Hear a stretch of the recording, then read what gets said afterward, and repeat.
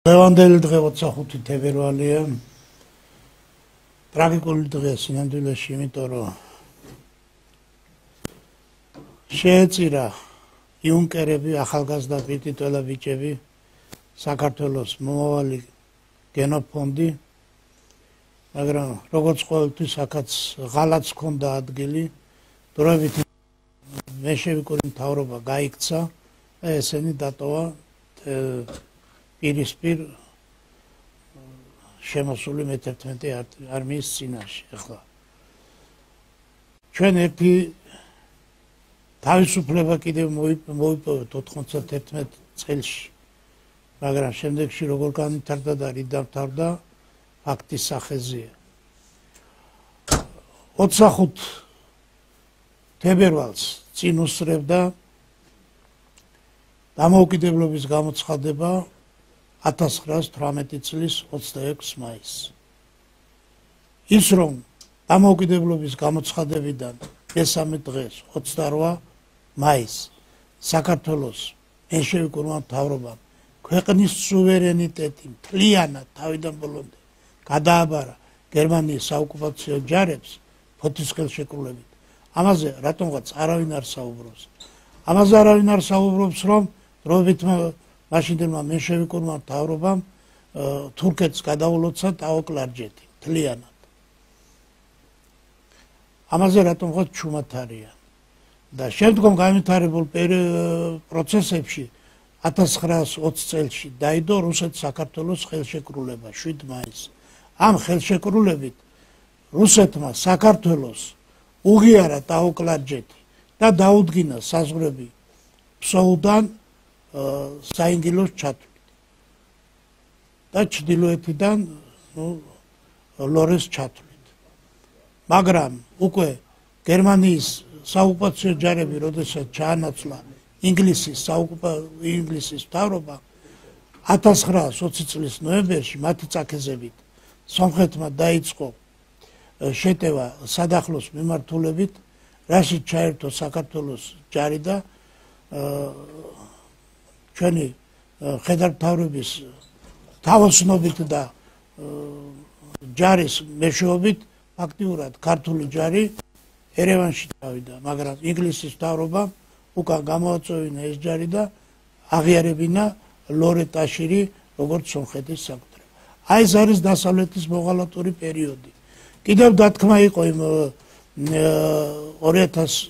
1920 წლის 7 მაისის ხელშეკრულებაში, რომ საქართველო არ უნდა გამხდარიყო რუსეთის საწინააღმდეგო პლაცდარმი, აქ არ უნდა ყოფილიყო შემოსული ის დაჯგუფებები, პოლიტიკური პარტიები, ბურჟუაზიული ხელისუფლებები აზერბაიჯანიდან, სასონხეთიდან, რომელიც მოახდენდა რუსეთის საწინააღმდეგო ქმედებებს.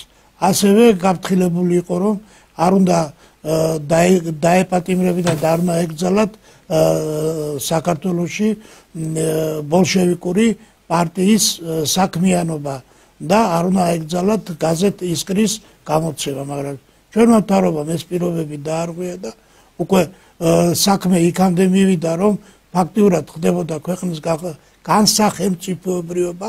თურქეთი აქეთ მესხეთისკენ მოიწევდა და იმ პერიოდისათვის საზღვრები უკვე ახალქალაქ ახალციხეზე დაკავებული ჰქონდა და აქეთ შემოდიოდნენ უკვე ბორჯომის ხეობისკენ აპირებდნენ და აი ამ დროს მოხდა რუსეთის ჯარის შემოსვლა. ეს რა თქმა უნდა აქედან შეხედვით ოკუპაციას წარმოადგენდა, მაგრამ ფაქტიურად მან იხსნა საქართველო თურქეთის ოკუპაციისგან, სომხეთის და აზერბაიჯანის ოკუპაციისგან.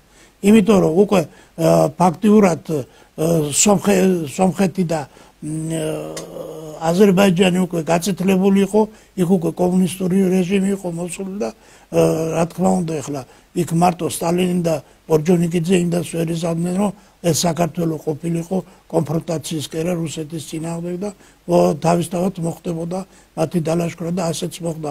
მე-11 არმია შემოვიდა ზაქათალის მიმართულებიდან და წითელი ხიდის მიმართულებიდან.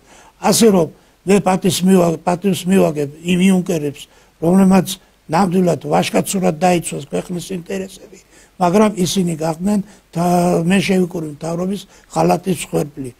რაც იგივე განმეორდა 2008 წელს, როდესაც ამერიკის დავალებით სააკაშვილმა დაიწყო გაუაზრებელი თავდასხმა ცხინვალის რეგიონზე და აქაც უდანაშაულო ბიჭების, სამშობლოს მოყვარული პატრიოტი ბიჭების სიცოცხლე შეეწირა უაზროდ. და ეს პროცესი გრძელდება, აი ესეთი უაზრო ქმედებები გრძელდება. უკვე რამდენი წელი გავიდა 2008 წლის შემდეგ, სადღაც უკვე 20 წელი შესრულდება 3 წელიწადში და ამიტომ დროა უკვე რომ ქვეყანამ ეს თავისი ტერიტორიები დაიბრუნოს არა საომარი გზით ცხინვალისა და აფხაზეთის რეგიონი, არამედ სახალხო დიპლომატიის გზებით, ვიდრე ამის საშუალება არის და ვიდრე ხელისუფლება ოფიციალურად დაიწყებს მოლაპარაკებებს რუსეთთან, აფხაზეთთან, სამაჩაბლოსთან 3-3 ფორმატის შემადგენლობაში და